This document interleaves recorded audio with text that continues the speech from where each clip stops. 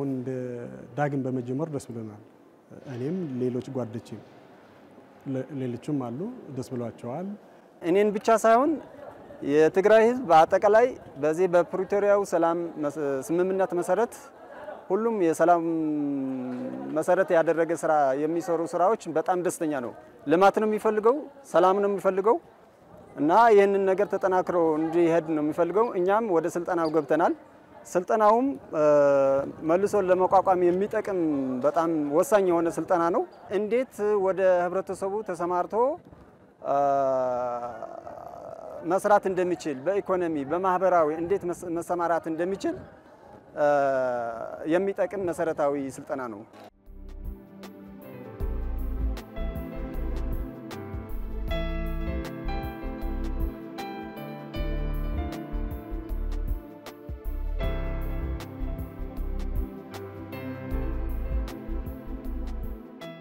ስልጠናው እጅግ በጣም መልካምና የስነ ምግባርም ስልጠና ከመሆኑም ጋር ተያይዞ እጅግ በጣም አሪፍ የስልቦና የማሳደጉ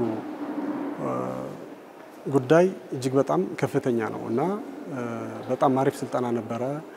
እንዲያውም ስልጠናው በቀኖች ተቆጥሮ የሚሰጥ ሳይሆን ከዛም በላይ ቢሰጥ ደስ የሚል ይበልጥ ስነልቦናውን ወደ ሰላማዊ ሁኔታ የሚመልስ ግጭትን በሰላም መንገድ ለመፍታት የሚረዳ የሚያግዝ በድምሩ በጥቅሉ ከስሜት የሚያወጣ ስልጠና ነበር እና መልካም ስልጠና ነበር። ዘላቂ ሰላም ከመፍጠር ደግሞ በጣም ወሳኝ ነው። ማህበረሰብ የዓለም ማህበረሰብ ደግሞ ይህንን እኛን ደግፎናል፣ አግዞናል እና ይህንን አጠናክሮ እንዲያግዘን ይህንን እንዲቀጥል ነው የምንፈልገው። እኛ ደስተኛ ነን። በተጀመረበት ይቀጥልበት ፌደራል መንግስት አጥብቆ ያዝ የፕሪቶሪያው እኛ ደስተኛ ነን። ስልጠናው በጣም አሪፍ ስልጠና ነው።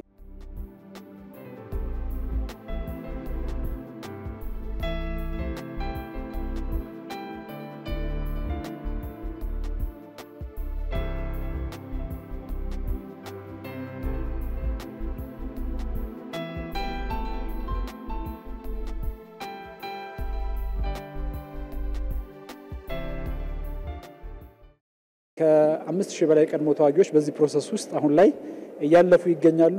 በአጠቃላይ በትግራይ ክልል ያለን ኢንጌጅመንት አሁን ላይ ከ12000 አካባቢ እየደረሰ ነው ማለት ነው። እንደ ሀገር የሶስቱን ክልሎች ስንደምረው የቀድሞ ተዋጊዎች በእኛ የስልጠና ሂደት ያለፉ ዲሞቢላይዝድ የሆኑና ወደ ማህበረሰቡ እንዲቀላቀሉ ያደረግናቸው ከ25000 ደርሰዋል ማለት ነው።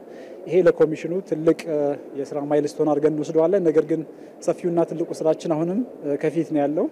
371000 የቀድሞ ተዋጊዎችን ዲሞቢላይዝ እንድናደርግ ይጠበቃል። የዲዲአር ፕሮግራሙ እየተተገበረባቸው ባሉ አካባቢዎች ሁሉ የረጅም ጊዜ ዘላቂ ሰላም ግንባታ ፍሬ እየተተከለ ነው ብለን እናስባለንና የቀድሞ ተዋጊዎች ትጥቃቸውን ሲያወርዱ በሰላም የፖለቲካ ሀሳቦቻቸውን ኢንተርቴይን ለማድረግ ሲዘጋጁ የዘላቂ ሰላም ግንባታ የሚጀምር ይሆናል።